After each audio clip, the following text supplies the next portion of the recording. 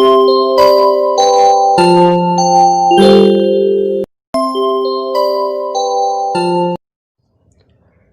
dear student, now welcome in the online batch of Sai Academy of Science. Standard 8 science सब्जेक्टचा first chapter आपण start केलेला आहे. ठीक आहे. आणि मागच्या व्हिडिओ लेक्चरमध्ये आपला पहिला टॉपिक झालेला आहे. त्या टॉपिकचं नाव होतं biodiversity and need of classification. ठीक आहे. हा टॉपिक तुम्हाला चांगल्या प्रकारे समजला असेल. ठीक आहे. जर तुम्हाला नाही समजलं तर पुन्हा तुम्ही तो पहिला व्हिडिओ आपला बघून घ्या, तुम्हाला हा टॉपिक समजेल. तर हा जो पहिला टॉपिक आपण घेतला होता त्याच्या शेवटची लाईन होती, Robert Harding Whittaker was an American ecologist.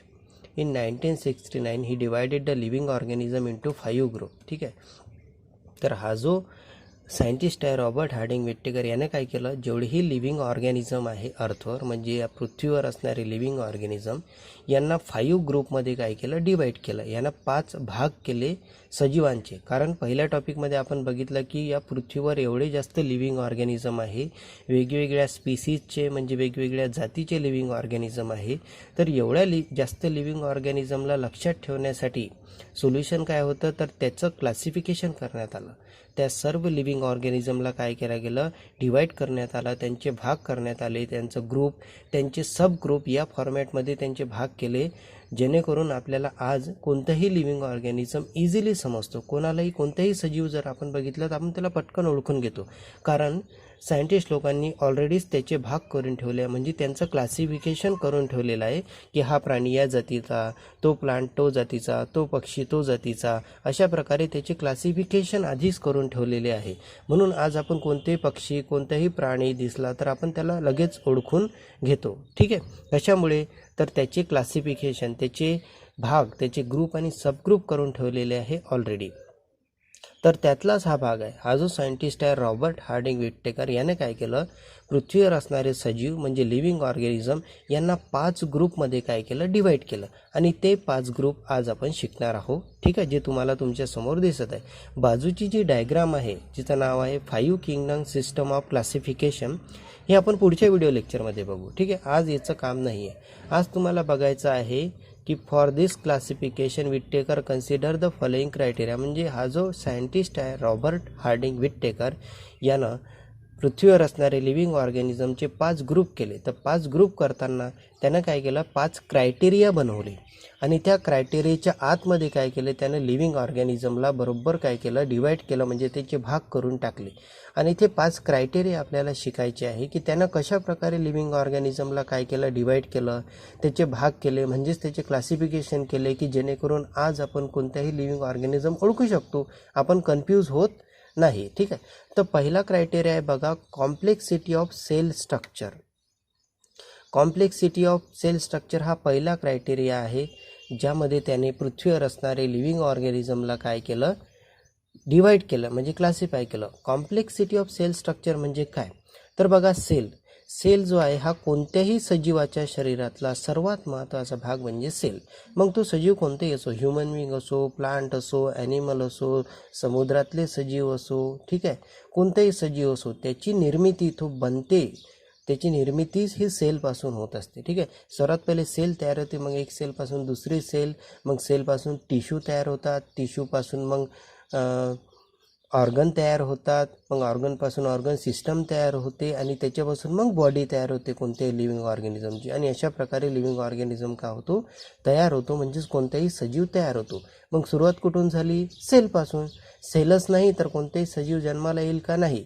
म्हणून सेल हा कोणत्याही सजीवाच्या शरीरातला महत्त्वाचा भाग आहे. म्हणून त्यानं पहिला कोणता क्रायटेरिया घेतला, कॉम्प्लेक्सिटी ऑफ सेल स्ट्रक्चर. म्हणजेच त्याने पृथ्वीवरच्या सजीवांना सेलनुसार काय केलं, डिवाईड केलं. कारण की त्याला माहीत होतं प्रत्येक सजीवाच्या शरीराच्या आतमध्ये सेल आहे, सेलपासूनच त्या सजीवाची निर्मिती झालेली आहे. म्हणून त्याने काय केलं, पहिलाच क्रायटेरिया घेतला, कॉम्प्लेक्सिटी ऑफ सेल स्ट्रक्चर. म्हणजेच सेल स्ट्रक्चरनुसार त्याने लिव्हिंग ऑर्गॅनिझम डिवाईड केले. तर सेल स्ट्रक्चरनुसार त्यानं लिव्हिंग ऑर्गॅनिझम 2 भागात डिवाईड केले, प्रोकॅरियोटिक अँड युकॅरियोटिक. नाव काय आहे, प्रोकॅरियोटिक अँड युकॅरियोटिक. म्हणजेच काही सजीव अशी असतात ज्यांच्या शरीरामध्ये प्रोकॅरियोटिक सेल असते आणि काही सजीव अशी असतात त्यांच्या शरीरामध्ये युकॅरियोटिक सेल असते. म्हणून त्यांना पहिला क्रायटेरिया घेतला, कॉम्प्लेक्सिटी ऑफ सेल स्ट्रक्चर. आणि याच्यामध्ये त्यानं सांगितलं की काही सजीव अशी असतात ज्यांच्यामध्ये प्रोकॅरियोटिक सेल असेल आणि काही सजीव असे असतात ज्यांच्यामध्ये युकॅरियोटिक सेल असेल. म्हणजे त्याने पहिला जो क्रायटेरिया घेतला त्याच्यात सजीवांना त्याने सेलनुसार क्लासिफाय केलं. ठीक आहे. आता मी तुम्हाला युकॅरियोटिक आणि प्रोकॅरियोटिक सेल दाखवतो की या सेल कशा असतात, युकॅरियोटिक अँड प्रोकॅरियोटिक सेल. ठीक आहे. तर बघा ही तुमच्या समोर जी दिसून राहिली ही युकॅरियोटिक सेल आहे. ठीक आहे. खूप पिक्चर आहे या सेलचे. ठीक आहे. जे तुम्ही तुमच्यासमोर मी दाखवत आहो हे सर्व युकॅरियोटिक सेल आहे. ठीक आहे. ठीक आहे. आणि ही जी सेल आहे ही सजीवांच्या शरीराच्या आतमध्ये असते. जशी बघा ही ॲनिमल सेल दिसून राहिली तुम्हाला, म्हणजे ॲनिमलच्या आतमध्ये पण ॲनिमलच्या शरीरामध्ये जी सेल असते ती युकॅरियोटिक सेल असते. बघा हा प्लांट सेल तुम्हाला दिसून राहिली. प्लांट सेल म्हणजेच सजीवांच्या शरीराच्या आतमध्ये जी सेल असते, ठीक आहे, सॉरी, प्लांटच्या शरीराच्या आतमध्ये जी सेल असते ती युकॅरियोटिक सेल असते. ठीक आहे. पण आता तुम्हाला पिक्चरमध्ये हे सेल तर दिसून राहिल्या, पण ॲक्च्युली या सेल एवढ्या छोट्या असतात, एवढ्या सूक्ष्म असतात, म्हणजेच एवढ्या मायक्रो साईजच्या असतात की ते तुम्हाला उघड्या डोळ्यानं दिसतच नाही. आणि सेल बघण्यासाठी मायक्रोस्कोप या डिव्हाइसचा यूज केला जातो, कारण की त्या खूप छोट्या असतात, ते कधीही उघड्या डोळ्यानं आपल्याला दिसत नाही. तुम्ही एखाद्या झाडाचं पान घेतलं आणि त्या पानाला तोडलं, त्या पानाला चिरलं तुम्ही आणि जर बघण्याचा प्रयत्न केला तरी तुम्हाला सेल दिसत नाही, एवढी त्याची छोटी साईज असते. ठीक आहे. म्हणजे सेल आपल्या उघड्या डोळ्यांनी, म्हणजे नेक्ड आईज म्हणजे उघडे डोळे, उघड्या डोळ्यांनी ती आपल्याला दिसत नाही, एवढी छोटी असते. पण इथं आपण पिक्चरमध्ये आपल्यासमोर जी इमेज आहे त्याच्यामध्ये बघू शकतो की युकॅरियोटिक सेल म्हणजे काय होत असते. आता या युकॅरियोटिक सेलमध्ये एक पार्ट तुमचा महत्त्वाचा आहे जो तुम्हाला लक्षात घ्यायचा आहे, आणि तो पार्ट म्हणजे बघा या सेलमध्ये हा येलो कलरचा पार्ट तुम्हाला दिसून राहिला. बघा हा येलो कलरचा, याला म्हणतात न्यूक्लियस. या प्लांट सेलमध्ये पण बघा इथं येलो कलरचा हा जो पार्ट तुम्हाला सॉरी, हा येलो कलरचा नाही,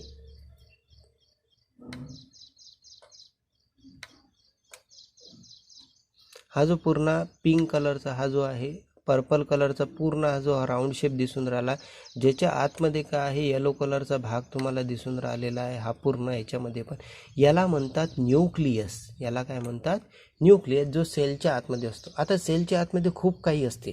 जेव्हा सेलचं चॅप्टर येईल तेव्हा मी तुम्हाला डिटेलमध्ये समजून सांगेल की सेलच्या आतमध्ये काय काय असते. सध्या सेलच्या आतमध्ये जे काही असते त्याच्यातला एक पार्ट म्हणजे हा न्यूक्लियस. ठीक आहे. आणि हा न्यूक्लियस फक्त युकॅरियोटिक सेलमध्येच असतो. ठीक आहे. आपण काय बघून राहिलो की विट्टेकरने काय केलेलं आहे, सेल स्ट्रक्चरनुसार काय केले, लिव्हिंग ऑर्गॅनिझम सेल स्ट्रक्चरनुसार सजीवांना त्याला डिवाईड केलं आणि त्यानं म्हटलं सजीव दोन प्रकारचे असतात. म्हणजेच सजीवांमध्ये दोन प्रकारच्या सेल असतात, प्रोकॅरियोटिक सेल आणि युकॅरियोटिक सेल. मग युकॅरियोटिक सेल म्हणजे काय, तर ती तुमच्या समोर आहे.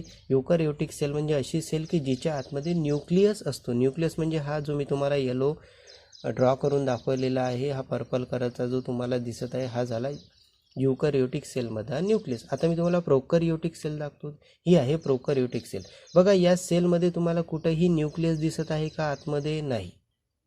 ठीक आहे. तर प्रोकॅरियोटिक सेलच्या आतमध्ये न्यूक्लियस नसतो आणि युकॅरियोटिक सेलच्या आतमध्ये न्यूक्लियस असतो. ठीक आहे. हा फरक आहे दोन सेलमधल्या.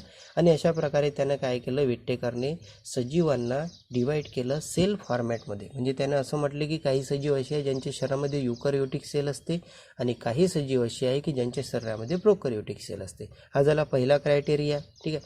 दुसरा बघा, कॉम्प्लेक्सिटी ऑफ ऑर्गॅनिझम. हा दुसरा क्रायटेरिया त्याने चूज केला. म्हणजे या दुसऱ्या क्रायटेरियानुसार त्याने काय सांगितलं, युनिसेल्युलर और मल्टीसेल्युलर. म्हणजे दुसऱ्या क्रायटेरियानुसार त्या सायंटिस्टने सांगितलं की या पृथ्वीवर काही सजीव असे आहे की ज्यांच्या शरीरामध्ये फक्त एकच सेल असते आणि या पृथ्वीवर काही सजीव अशी आहे की ज्यांच्या शरीरामध्ये एकापेक्षा जास्त सेल असते, त्यांनाच मल्टीसेल्युलर म्हणतात. आता युनिसेल्युलर कोणते सजीव, तर मी तुम्हाला एक एक्झाम्पल दाखवतो. ही जी डायग्राम तुमच्यासमोर दिसत आहे हे सजीव आहे. बघा हे कसे दिसायला, ॲक्च्युली हे तुम्हाला उघड्या डोळ्याने दिसत नाही, हे एवढे छोटे असतात. हे सजीव आहे, हे युनिसेल्युलर सजीव आहे. यांच्या शरीरामध्ये फक्त एकच सेल आहे. जसा अमिबा बघा, अमिबा तुम्हाला ओळखीचा आहे. नंतर पॅरामोशियम, युगेलना, हे तीनही अशी सजीव आहे की यांच्या शरीरामध्ये फक्त एकच सेल असते, एकापेक्षा जास्त सेल नसते. ठीक आहे. आणि काही सजीव असे आहे की ज्यांच्या शरीरामध्ये एकापेक्षा जास्त सेल असते. फॉर एक्झाम्पल तुम्ही, for example me, human being, प्राणी जे तुम्हाला दिसून राहिले बाहेर, पक्षी जे तुम्हाला दिसून राहिले आहे, यांच्या शरीरामध्ये एकापेक्षा जास्त सेल असतात. मग या सायंटिस्टने काय केलं, युनिसेल्युलरवाले ऑर्गॅनिझम वेगळे काढले आणि मल्टीसेल्युलरवाले ऑर्गॅनिझम काय काढले, वेगळे काढले. ठीक आहे. तशा प्रकारे 2 क्रायटेरिया आपण बघितले की या रॉबर्ट हार्डिंग विट्टेकरनं पहिल्या क्रायटेरियानुसार सजीवांना वेगवेगळे केलं. कशा केलं तर त्यानं म्हटलं काही सजीव अशी आहे ज्यांच्या शरीरामध्ये युकॅरियोटिक सेल असते, काही सजीव अशी आहे की ज्यांच्या शरीरामध्ये प्रोकॅरियोटिक सेल असते. याच्यामुळे काय झालं, याच्यामुळे असं झालं की आपल्याला सजीवांना ओळखणं सोपं झालं. आपण पटकन ओळखू लागलो, हा युकॅरियोटिकवाला आहे, तो प्रोकॅरियोटिकवाला आहे. दुसऱ्या क्रायटेरियानुसार त्यानं काय सांगितलं की काही सजीव असे असतात की ज्यांच्या शरीरामध्ये एकच सेल असते आणि काही सजीव असे असतात की ज्यांच्या शरीरामध्ये एकापेक्षा जास्त सेल असते. याचा फायदा काय झाला मग, याचा फायदा असा झाला की आपण सजीवांना इझिली ओळखू लागलो की अरे हा सजीव युनिसेल्युलर आहे. म्हणजे ह्युमन बिंग एखादा व्यक्ती आपल्याला दिसला तर आपण पटकन सांगू शकतो अरे हा व्यक्ती मल्टीसेल्युलर ऑर्गॅनिझम आहे. आणि जर अमिबा आपल्याला दिसला की आपण पटकन सांगू शकतो अरे अमिबा तर युनिसेल्युलर ऑर्गॅनिझम आहे. म्हणजे या क्रायटेरियानुसार आपण सजीवांना ओळखू लागलो, इझिली ओळखू लागलो, आपण त्यांच्यामध्ये कन्फ्यूज नाही होऊ लागलो. ठीक आहे. आता तिसरा क्रायटेरिया बघा, मोड ऑफ न्यूट्रिशन, म्हणजे सजीव काय खातात त्यानुसार त्याने काय केलं, सजीवांना वेगवेगळं केलं. त्याच्यात बघा पहिला सजीव त्याने घेतला प्लांटसोबत म्हटलं आहे ऑटोट्रोपिक फोटोसिंथेसिस. प्लांट हा ऑटोट्रोपिक आहे आणि तो फोटोसिंथेटिक पण आहे. याचा अर्थ काय झाला, प्लांट हा असा सजीव आहे, बघा तुमच्यासमोर खूप सारे प्लांट तुम्हाला दिसून राहिले. ठीक आहे. प्लांट हा ऑटोट्रोपिक आहे. याचा अर्थ काय झाला, प्लांट हा असा एकमेव सजीव आहे की जो स्वतःचं अन्न स्वतः तयार करतो. आणि कोणत्या प्रोसेसने तयार करतो तर ते तुम्हाला माहीत आहे, फोटोसिंथेसिस. तर प्लांट हा फोटोसिंथेसिस या प्रोसेसने स्वतःचं अन्न स्वतः तयार करतो. म्हणून प्लांटला काय म्हणतात, म्हणून प्लांटला म्हणतात ऑटोट्रोपिक. म्हणून प्लांटला काय म्हणतात, ऑटोट्रोपिक, कारण तो स्वतःचं अन्न स्वतः तयार करतो आणि तो फोटोसिंथेसिस या प्रोसेसनं करतो, म्हणून त्याला फोटोसिंथेटिक म्हणतात. फोटोसिंथेसिस प्रोसेस माहीत असेल तुम्हाला, सनलाईटचा यूज करतो प्लांट आणि स्वतःचं अन्न स्वतः तयार करतो.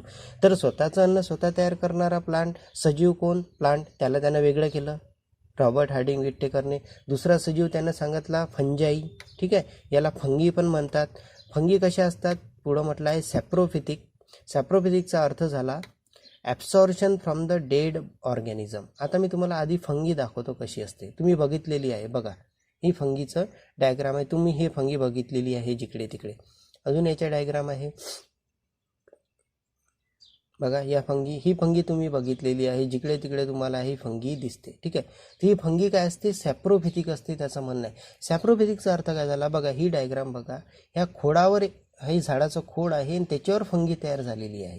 ठीक आहे.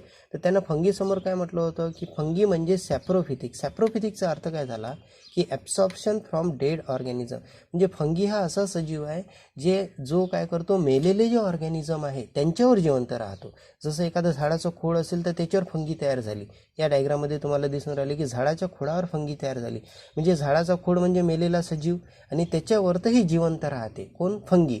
म्हणून याला काय म्हणतात, सॅप्रोफिथिक म्हणतात. आणि प्लांट स्वतःचं अन्न स्वतः तयार करतात म्हणून त्यांना काय म्हणतात, ऑटोट्रोपिक म्हणतात.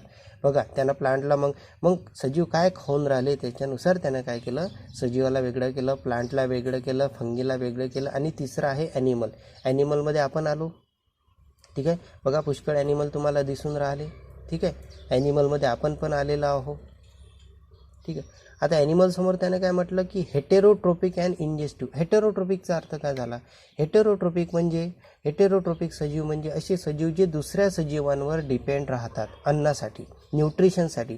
जसं आपण ॲनिमलमध्येच येतो तर आपण काय खातो, आपण पालेभाज्या खातो. पालेभाज्या काय आहे, दुसरा सजीवच आहे. आपण नॉनव्हेज खातो, नॉनव्हेज काय आहे, दुसरं सजीवच आहे. तर ॲनिमल कसे असतात, हेटेरोट्रोपिक असतात. म्हणजे त्यांचं न्यूट्रिशन वेगळं आहे म्हणून त्यांना वेगळं केलं. फंजाईचं न्यूट्रिशन वेगळं आहे म्हणून त्याला वेगळं केलं. प्लांटचं न्यूट्रिशन वेगळं आहे म्हणून त्यांना वेगळं केलं. न्यूट्रिशन म्हणजे तिघंही वेगवेगळ्या प्रकारचं अन्न ग्रहण करतात म्हणून त्यांना वेगवेगळं केलेलं आहे. अशा प्रकारे त्याने तिसरा क्रायटेरिया घेतला, मोड ऑफ न्यूट्रिशन. ठीक आहे. नंतर चौथा क्रायटेरिया आहे लाईफस्टाईल. ठीक आहे. लाईफस्टाईलमध्ये काय म्हटलं त्यांना, plant producer, animal consumer, fungi decomposer. Lifestyle म्हणजे सजीव जगतो कसा त्याच्यानुसार त्यानं काय केलं, क्रायटेरिया तयार केला. प्लांट हे प्रोड्युसर आहे म्हणते. प्लांटला प्रोड्युसर काय म्हणतात, का म्हणतात, याचं एकमेव उत्तर आहे की प्लांट हा एकमेव असा सजीव आहे की जो स्वतःचं अन्न स्वतः तयार करतो, तो दुसऱ्यावर अवलंबून नाही. म्हणून प्लांट हा प्रोड्युसर आहे. त्याची लाईफस्टाईल कशी झाली, प्रोड्युसर आहे. ॲनिमल कन्झ्युमर आहे. ॲनिमल कन्झ्युमर का आहे? कारण की ॲनिमल स्वतःचं अन्न स्वतः कधीच तयार करू शकत नाही, तो दुसऱ्यावर अवलंबून राहतो. आपण बघा, आपण स्वतःचं अन्न स्वतः तयार करू शकतो का? आपण फोटोसिंथेसिस परफॉर्म करू शकतो का? नाही. एखादा प्राणी आहे तो फोटोसिंथेसिस परफॉर्म करू शकतो का? नाही. तो काही ना काही खातो, आपण पण काही ना काही खातो. म्हणजे आपण दुसऱ्यावर डिपेंड झालो ना. आपला लाईफस्टाईल कसा आहे की आपण दुसऱ्यावर डिपेंड झालो, म्हणून आपण आहो कन्झ्युमर. तिसरा आहे फंजाई, म्हणजे डिकंपोजर. डिकंपोजर म्हणजे मेलेल्या सजीवांवर जिवंत राहणे. आता फंजाई बघा, फंजाई स्वतःचं अन्न स्वतः तयार करू शकत नाही, म्हणजे फोटोसिंथेसिस परफॉर्म करू शकत नाही. फंजाई दुसऱ्या सजीवाला खात नाही, पण फंजाई हा मेलेल्या सजीवांवर जिवंत राहतो. त्याचा लाईफस्टाईल तसा आहे, म्हणून त्यानं लाईफस्टाईलनुसार काय केलं, सजीवांना वेगवेगळं केलं. ठीक आहे. तर अशा प्रकारे आतापर्यंत 4 क्रायटेरिया आपण बघितले की ॲनिमलचं सेल स्ट्रक्चर कसं आहे, ॲनिमल युनिसेल्युलर आहे की मल्टीसेल्युलर आहे, ॲनिमल काय खातो, ॲनिमलचा काय लाईफस्टाईल आहे. त्यानुसार या रॉबर्ट हार्डिंग विट्टेकर सायंटिस्टनं काय केलं, सजीवांना वेगवेगळं केलेलं आहे. आणि अशा प्रकारे त्यामुळे फायदा काय झाला की आज आपण कोणत्याही सजीवाला पटकन ओळखू शकतो की हा युनिसेल्युलर आहे की तो मल्टीसेल्युलर आहे, तो प्रोकॅरियोटिक आहे की तो युकॅरियोटिक आहे, तो ऑटोट्रोपिक आहे सजीव की तो सॅप्रोफिथिक सजीव आहे की तो हेटेरोट्रोपिक सजीव आहे, हा सजीव प्रोड्युसर आहे की तो सजीव कन्झ्युमर आहे की तो सजीव डिकंपोजर आहे. आज आपण पटपट ओळखू शकतो, कारण रॉबर्ट हार्डिंग विट्टेकर या सायंटिस्टने काय केलं, त्यांचं क्लासिफिकेशन केलं. त्यांचं क्रायटेरियानुसार वेगवेगळ्या प्रकारे क्लासिफिकेशन केलं, जे आपण आता बघून राहिलेलो आहोत. ठीक आहे. शेवटचा क्रायटेरिया आहे फायलोजेनेटिक रिलेशनशिप. फायलोजेनेटिक रिलेशनशिप म्हणजे काय होते, प्रोकॅरियोटिक टू युकॅरियोटिक. आता प्रोकॅरियोट काही सजीव असे असतात, त्यांना काय केलं, काही सजीव त्यांना असे पण शोधून काढले की ते असे होते की जे आधी प्रोकॅरियोटिक होते, म्हणजे त्यांच्या बॉडीमध्ये प्रोकॅरियोटिक सेल होते, आणि काही वेळानंतर त्यांच्या बॉडीमध्ये ती प्रोकॅरियोटिक सेल युकॅरियोटिकमध्ये कन्वर्ट झाली, म्हणजे ते प्रोकॅरियोटिकपासून युकॅरियोटिक कन्वर्ट झाले. असे पण रिलेशनशिपवाले त्यांना सजीव शोधून काढले आणि त्यांना वेगळ्या क्रायटेरियात टाकलं, आणि त्या क्रायटेरियाचं नाव दिलं फायलोजेनेटिक रिलेशनशिप. युनिसेल्युलर खाली आहे, युनिसेल्युलर टू मल्टीसेल्युलर. त्याने काही सजीव असे पण शोधून काढले की जे आधी युनिसेल्युलर होते, त्यांच्या बॉडीमध्ये एकच सेल होती, पण काही वेळानंतर ते मल्टीसेल्युलर झाले, त्यांच्या बॉडीमध्ये एकापेक्षा जास्त सेल तयार झाले. मग अशा सजीवांना त्यांना वेगळ्या क्रायटेरियात टाकलं आणि त्या क्रायटेरियाचं नाव दिलं फायलोजेनेटिक रिलेशनशिप. ठीक आहे. तर अशा प्रकारे या रॉबर्ट विट्टेकरने या 5 क्रायटेरियाच्या आधारे सजीवांना काय केलं, डिवाईड केलं, सजीवांचे क्लासिफिकेशन केले, आणि त्याचमुळे आज आपण कोणत्याही सजीवाला पटकन ओळखू शकतो, आपण कन्फ्यूज होत नाही. आपल्यासमोर जर एखादा प्लांट ठेवलेला आहे, आपल्यासमोर जर अमिबा ठेवलेला आहे, आपल्यासमोर जर एखादा व्यक्ती उभा आहे, त्या तिघांमध्ये आपण पटकन ओळखू की अमिबा युनिसेल्युलर आहे, ह्युमन जो आहे तो मल्टीसेल्युलर आहे, प्लांट जो आहे तो ऑटोट्रोपिक आहे. हे आपण कसं काय ओळखलं, रॉबर्ट हार्डिंग विट्टेकरने केलेल्या क्लासिफिकेशननुसार आज आपण त्याला ओळखलं. ठीक आहे. तर सजीवांना इझिली आज आपण जे ओळखू शकतो वेगवेगळ्या जातीनुसार, वेगवेगळ्या क्रायटेरियानुसार, तर हे कशामुळे, तर या रॉबर्ट हार्डिंग विट्टेकर या सायंटिस्टने केलेल्या क्लासिफिकेशनमुळे. ठीक आहे. तर तुम्हाला आजचा टॉपिक समजलेला असेल. जर नाही समजला तर तुम्ही पुन्हा व्हिडिओ बघा. ठीक आहे. खूप इझी वेनं मी तुम्हाला सांगितलेलं आहे. तरी काही अडचण असली तर तुम्ही मला कॉल करा किंवा मेसेज करा. ठीक आहे. आणि नोट्स बघा, हा टॉपिक समजून, हा व्हिडिओ बघितल्यानंतर नोट्स बघा, नोट्समध्ये पॉईंट दिलेले असेल ते वाचा, त्याला लिहून बघा. ठीक आहे. वारंवार लिहून बघा. ठीक आहे. कारण की हा चॅप्टर संपल्याबरोबर आपण टेस्ट घेणार आहोत. ठीक आहे. आणि व्हिडिओ आवडला असेल तुम्हाला तर तुमच्या फ्रेंडमध्ये पण तुम्ही त्याला शेअर करा, नवीन फ्रेंडमध्ये, जेणेकरून ते पण आपल्या बॅचला अटॅच झाले पाहिजे. ठीक आहे. जेव्हा तुम्ही व्हिडिओवर क्लिक करता, व्हॉट्सअपवर मी जेव्हा तुम्हाला व्हिडिओ पाठवतो आणि तेव्हा तुम्ही क्लिक करता, तर तुम्ही यूट्यूबवर जाता आणि तिथं तुम्हाला व्हिडिओ दिसते. तर त्या यूट्यूबवर व्हिडिओ बघत असताना खाली लाईकचं ऑप्शन असते, तर व्हिडिओला लाईक करा. ठीक आहे. शेअरचं ऑप्शन असते, तर तुमच्या मित्रांमध्ये व्हिडिओला शेअर करा. ठीक आहे. आणि सबस्क्राईबचं पण एक ऑप्शन असते, तर चॅनलला सबस्क्राईब पण तुम्ही करा. ठीक आहे. थँक्यू.